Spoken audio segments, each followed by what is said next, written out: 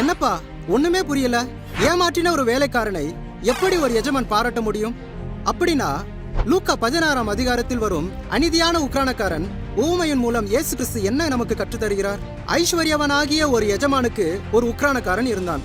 இந்த உக்ரானக்காரன் தன் எஜமானின் பணத்தை அநியாயமாக அழித்து போடுகிறான் என்று எஜமானுக்கு தெரிந்த உடனே எஜமான் இந்த உக்ரானக்காரனை அழைத்து, இனி நீ வேலை செய்ய வேண்டாம், உன் கணக்குகளை ஒப்புவித்து சென்று விடு என்றான். அப்பொழுது வேலைக்காரன், இனி நான் என்ன செய்வேன்?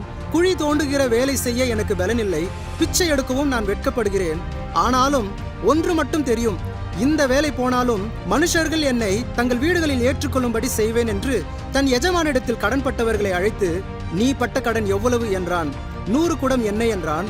அப்பொழுது நீ உன் சீட்டை வாங்கி 50 என்று சீக்கிரம் எழுது என்றான். வேறு ஒருவனை அழைத்து, நீ பட்ட கடன் எவ்வளவு என்றான். 100 கலம் கோதுமை என்றான். அப்பொழுது உன் சீட்டை வாங்கி 80 என்று எழுதி கொடு என்றான். சிலருக்கு நல்லவனாக இருக்கும்படி இப்படிப்பட்ட காரியத்தை செய்தான். இந்த உக்ரானக்காரன் செய்த செயலை கண்டு எஜமான் பாராட்டினான்.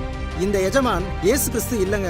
அவர் இப்படிப்பட்ட திருடனை ஒருபோதும் உற்சாகப்படுத்த மாட்டார். அவர் அநீதிக்கு துணை போகவும் மாட்டார். பணக்காரனாகிய எஜமான் ஒரு முடிவுக்கு வருகிறான். ஒளியின் பிள்ளைகள் இவ்வளவு புத்திசாலிகளாக இல்லை, ஆனால் இந்த உலகத்தின் பிள்ளைகள் எப்படி புத்திமான்களாக நடந்து எப்படிப்பட்ட காரியத்தை சமாளிக்கலாம் என்று யோசிக்கிறார்கள் என்று எஜமான் சொல்லுகிறதை நாம் பார்க்கிறோம். இது போலதான் இந்த உலகத்தில் இருக்கிற பிள்ளைகள் என்னுடைய எதிர்காலத்துக்காக எப்படி சேர்த்து வைக்கலாம் என்று வாழ்ந்து கொண்டிருக்கிறார்கள். ஆனால் கர்த்தர் கொடுத்த ஆசீர்வாதமான பணத்தை கொண்டு, அதாவது அநீதியான உலக பொருளை வைத்துக் கொண்டு சிநேகிதர்களை சம்பாதியுங்கள் என்று ஒளியின் பிள்ளைகளுக்கு சொல்லப்பட்டிருக்கிறது. எப்படி என்றால், நம்முடைய நண்பர்களை விருந்துக்கு அழைத்து நம்முடைய பணத்தையும் நேரத்தையும் செலவழித்து அவர்களுக்கு விருந்தளித்து இயேசு கிறிஸ்துவை பற்றி சுவிசேஷம் சொல்லி பரலோகம் செல்லும் வழியையும் நித்திய ஜீவனை அடைய எப்படி ஆயத்தப்படுத்த வேண்டும் என்றும் அவர்களுக்கு சொல்ல வேண்டும். இந்த பூமியில் நம்முடைய ஓட்டத்தை ஓடி முடித்து சாகும்போது எதையும் நாம் எடுத்து செல்ல முடியாது. ஆத்துமாக்களை மட்டும்தான் ஆதாயப்படுத்த முடியும்.